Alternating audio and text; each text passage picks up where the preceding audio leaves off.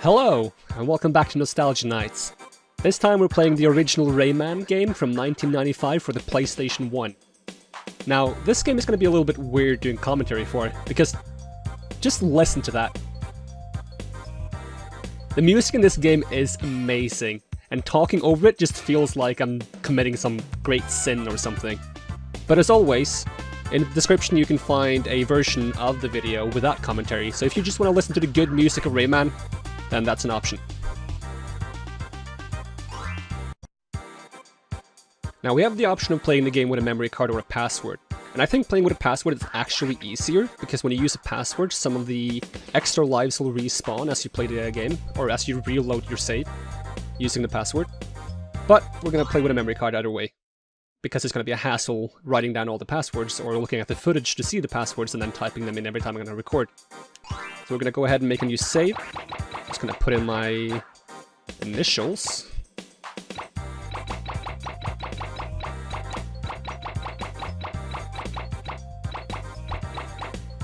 There we go.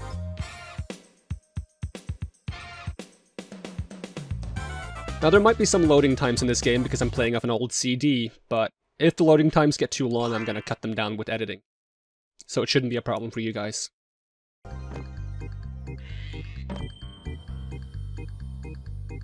Hi, folks! You want to know what's going on? Let me tell you the story of Rayman!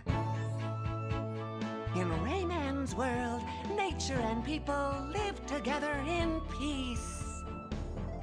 The Great Pro-Toon provides and maintains the harmony and balance in the world. Sorry, folks, this apparently can't last. One fateful day, the evil Mr. Dark steals the Great Pro-Toon and defeats Batilla the Fairy as she tries to protect it. The Electoons who used to gravitate all around it lose their natural stability and scatter all over the world. Troublesome, isn't it? And untidy, too. In this now unbalanced world, strange phenomena begin to occur. Freaks and hostile characters appear, capturing every Electoon they can find. They definitely need a hero to save them now! Don't you think? Rayman to the rescue! No problem. Go and free the Electoons, Rayman, and bring back the Great Pro-Toon from its mysterious kidnapper. But will the bad guys let him do it?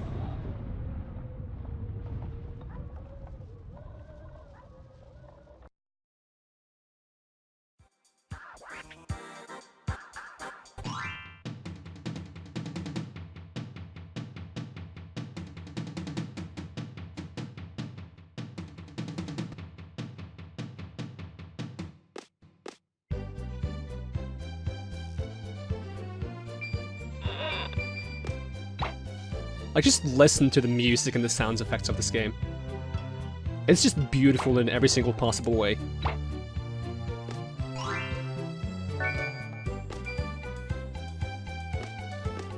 Even the, like, drawn graphics of this game is beautiful. I really think it's a shame they didn't make more Rayman games like this. Like, Rayman 2 and Rayman 3 are 3D games, and then they eventually made Rayman Origins and Rayman Legends.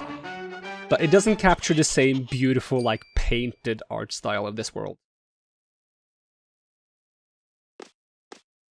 That said, they're all good games, but I do believe this Rayman game has to be my favorite.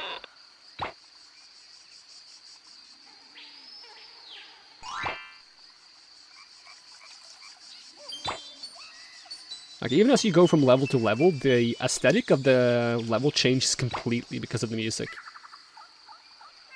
Now, we should be able to do a bonus level here by paying 10 of these things. I'm not sure whether to pronounce them tings or things, because I don't think they are spelled with an H. I'm gonna call them things just because it's easier to say.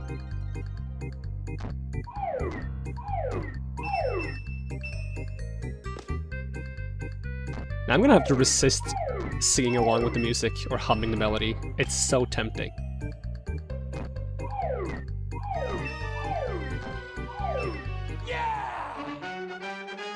Now doing bonus levels wherever we find them is going to be a benefit because we're going to need all the extra lives we can get. Towards the end of this game, levels can be quite punishing.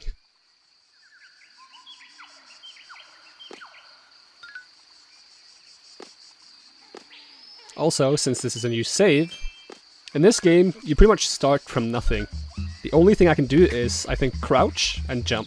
I don't have a way to defend myself yet. So I'm pretty much going to have to avoid all the enemies in this level as best I can.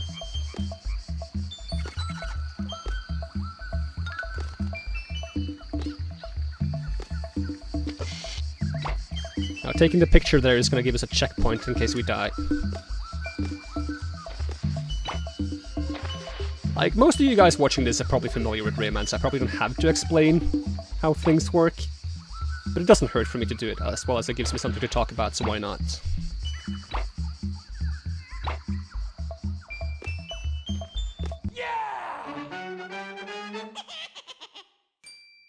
Now, collecting the things is basically just a way to get access to bonus levels and get more extra lives. Every time you get 100, you'll go back to 0 when you get an extra life. But you don't have to collect them. It's completely optional.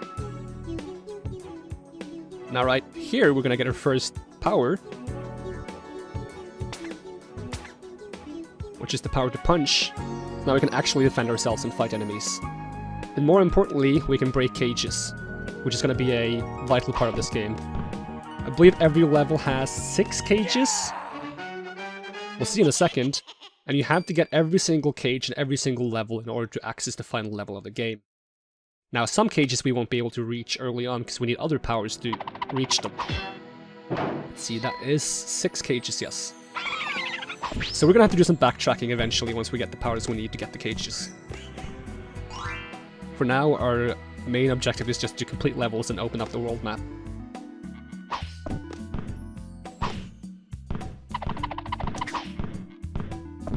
Now there's actually 2 things I can do with this plum here. I could actually try the more difficult one.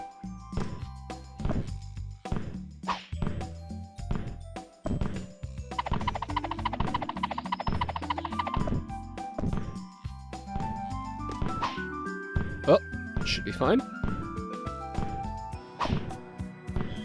As long as it doesn't go into the water. Oh, no. Oh, I killed him. I'm an idiot. Well, you can get the plum to land on top of the heads of those green enemies. Kind of like you do in Rayman 2 with the chubby pirate gorilla enemies. I don't know what they're called, actually.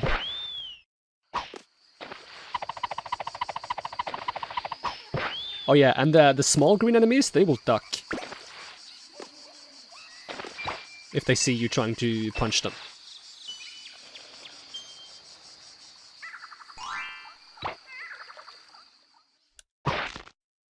Now, no Rayman game would be complete without piranhas.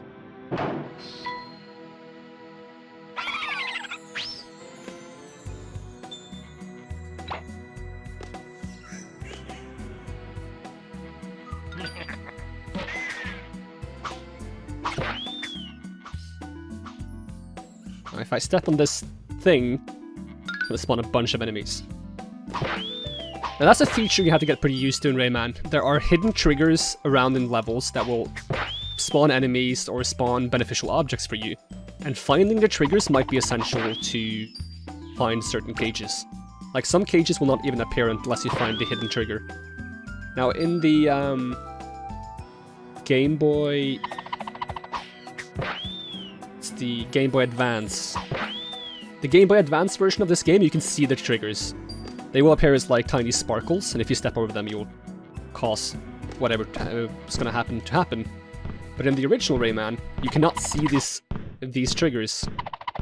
So you'll actually have to explore every nook and cranny of the level in order to find them. Which is a bit inconvenient and might be a problem for us as we go on. Because if I forget where they are, then we're going to have a little bit of a problem, and I might have to spend a little bit of time finding them.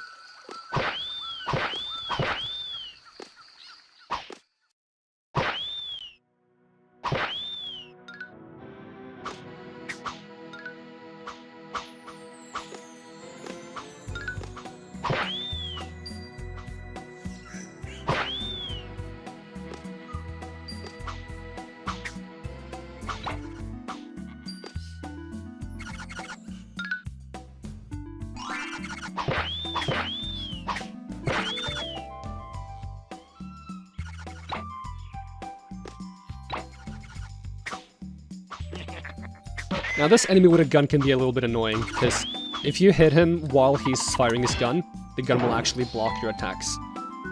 The easiest way to get him is to shoot behind him and then let the return of your shot hit him in the back.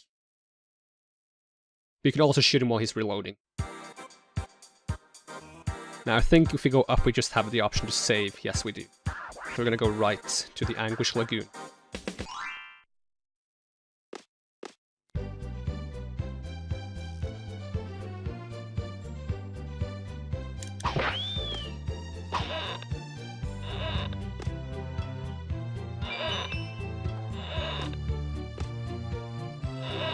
And the good thing about the hidden triggers is the game gives you a lot of hints where to find them by placing... Oh, I drowned. I kinda saw that coming. The game gives you a lot of hints on where to find the hidden triggers by placing those blue orbs, the things. They're actually called things, if that was confusing from before. But yeah, the things will often give you clues on where to go, either to progress the level or to find hidden secrets. Okay, this time... I will not jump like an idiot. I wasn't sure if the red platform would fall into the water or not, so I didn't know if I had to jump or not. And since we died, we lost all the power-ups we picked up in the previous level. I believe there are 2 different types of power-ups, in terms of your glove. There is a third one, so I guess I should say there are 3 different types of power-ups. There are golden gloves. Golden gloves, I think, increase your damage output. There are like sparkling or glittering gloves, which I think increase the speed and the distance your shots will go. And then lastly there's the P power-up, which gives you more power, which is your health. Which are the... your health is represented by the 3 yellow orbs in the top left corner. And if you pick up a power-up, you'll get 5. I think maybe in the... I'm not sure if it's the Game Boy Advance version or the DS version of the game. You'll actually get more life than you do in this game. I think it might be the DS version. Pretty much the general rule of thumb with Rayman 1 is... for each newer version you get, it's gonna get a little bit easier. So this is the hardest one, then you have the advanced one, which is a little bit easier, and then you have the DS one, which is a lot easier. Now, if you do want to pick up this game, I do not recommend you pick up the DS version, because the DS version is actually lacking some of the music and some of the levels. And I think the music is a large part of this game. I missed a few things. We're gonna get to do our first boss fight against the mosquito here. Now, this fight isn't too tricky. Just have to wait for him to get close and then punch him in the face. Every now and then he's gonna go off screen and try to attack you from the side. And you just have to duck or jump, depending on where he appears.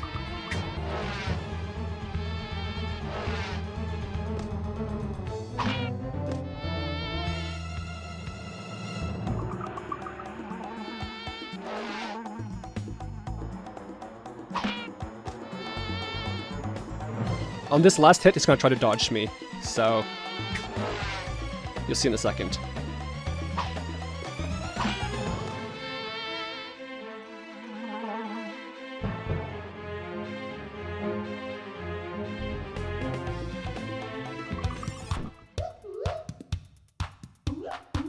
The victory music is also fantastic. Also, I think this is a nice little detail. That after you beat the fight, you actually become friends. And he's actually gonna help you out. Like, too many games have enemies and bosses that are just enemies. But in this game, you actually get to befriend some of the enemies. I shouldn't say some of the enemies, I think this might be the only scenario where that happens.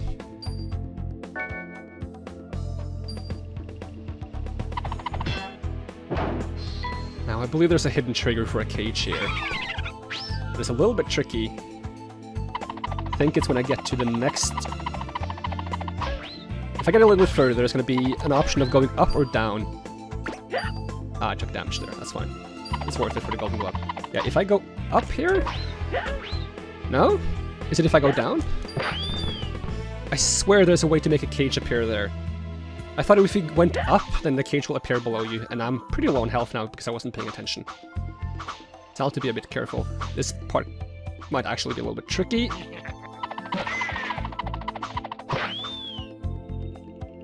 Give me that. Okay, that gives us 1 health back.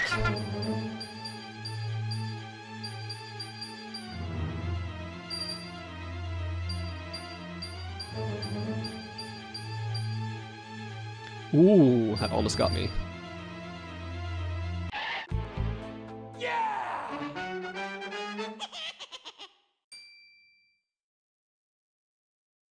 Now, I think the next level is... Oh, we get the new power first. I do believe the level after this is a little bit tricky. It has a lot of moving platforms, which makes it very easy to fall into the water by accident. But before that, we now have the ability to hang on ledges. Which is going to help us climb up to places we couldn't reach before.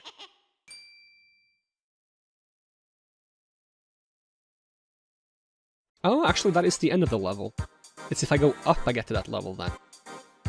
So now we have the choice of going to the Swamps of Forgetfulness and going to a new, completely new area, the Bongo Hills in Bandlands. If I go back here, you see this is in the Dream Forest, and this is in the Bandland.